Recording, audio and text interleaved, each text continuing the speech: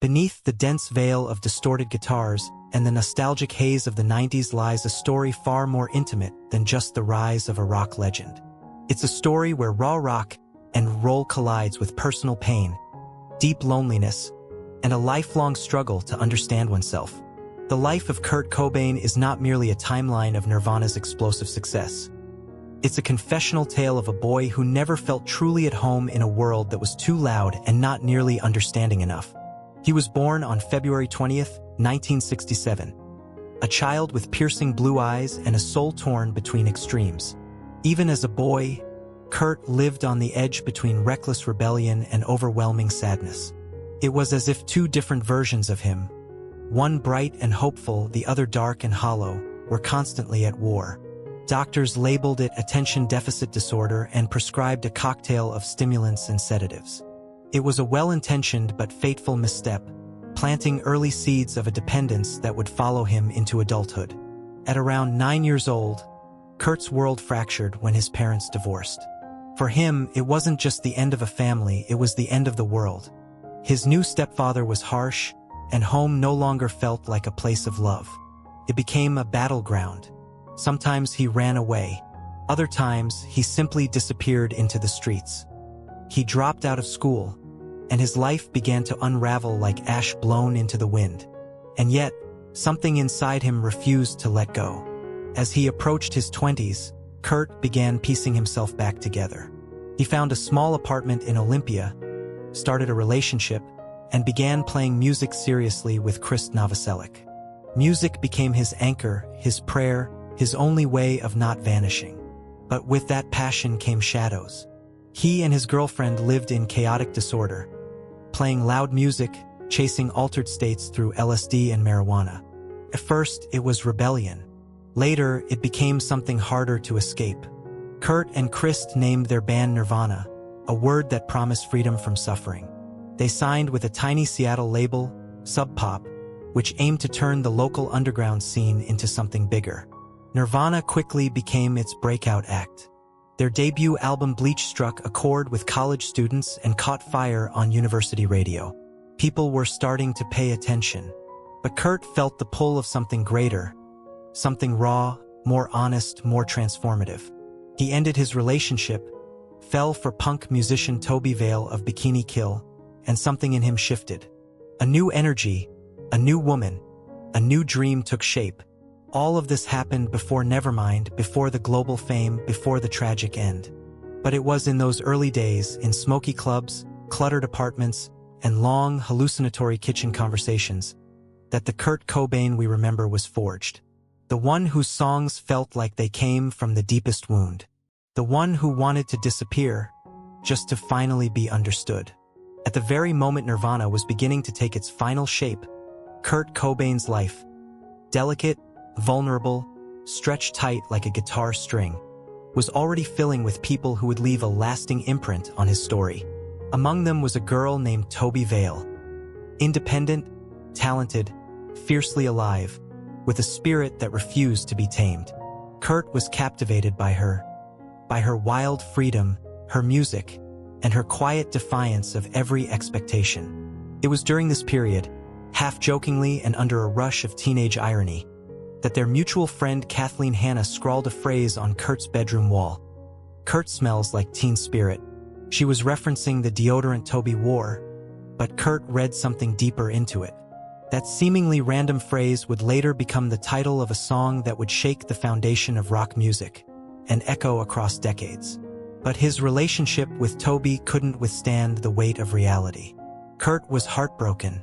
He turned that pain into music, pouring his longing, frustration, and despair into songs that would form the backbone of Nirvana's next record. Love, loss, rage.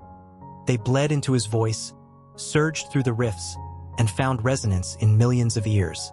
When Nevermind was finally recorded, Kurt came home only to discover he no longer had one. He'd been kicked out, discarded like something no longer needed. And while the album skyrocketed, selling hundreds of thousands of copies each week, Cobain was living out of his car. He had become the voice of a generation, and a man with nowhere to sleep.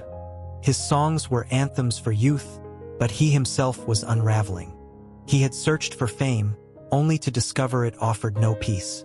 Nevermind was released in September of 1991. By year's end, it was selling between 300,000 and 400,000 copies weekly. In the United States alone, it eventually sold over 7 million copies, and close to 30 million worldwide. Nirvana had become a phenomenon.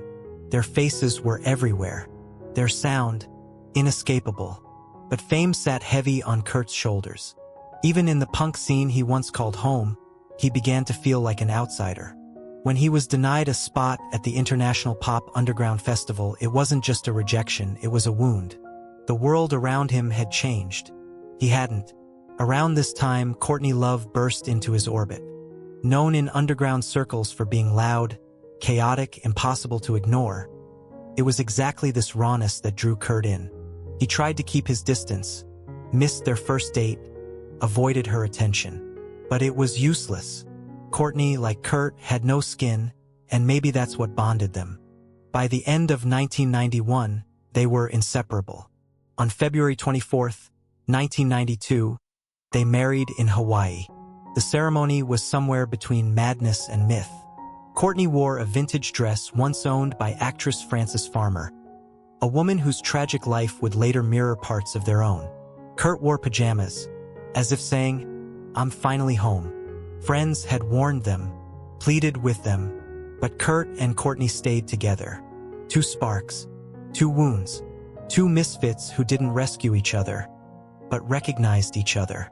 They weren't perfect, but they were real, and for a time that was enough. Back in the days when the world bowed before the new grunge idol, when Kurt Cobain's name echoed like a secret password in the hearts of the young and lost, a far less glamorous drama was unfolding behind the scenes. His battle with addiction, something he rarely spoke about, had already taken deep root. Not on magazine covers, but in his blood, in the haunted look of his eyes, in those long nights when silence and fear filled the space where music used to be. By then, his life with Courtney Love had evolved into something far more complicated than the story of two punks challenging the music industry. They were no longer just partners in chaos. They were about to become parents. Courtney was pregnant, and as it turned out, she had been for quite some time. That revelation carried a terrifying implication. She may have been using drugs without knowing she was carrying a child. The news didn't hit them all at once. It surged through them like electricity, quiet, pulsing, shattering the reality they had known. They made a vow to quit, for the child, for the chance to create rather than destroy. But vows, especially those made in the grip of guilt and hope, are not easily kept. Kurt tried to keep his addiction hidden from the public. He knew who was watching: young, fragile fans who saw him as a prophet. But those closest to him knew the truth. His band knew. Dave Grohl could feel how the drugs were driving a wedge between them and their music, between Kurt and the raw power of his creativity. There were months when they wouldn't perform, when not a single lyric was written. Everything depended on the state Kurt was in. Then came Vanity Fair, the article, a profile of the couple by Lynn Hirschberg. One Courtney later claimed distorted her words, especially those about drug use during pregnancy. And then came the firestorm. The tabloids tore them apart. But worse than the media frenzy was the intervention of the authorities. The Los Angeles Department of Child Services took them to court.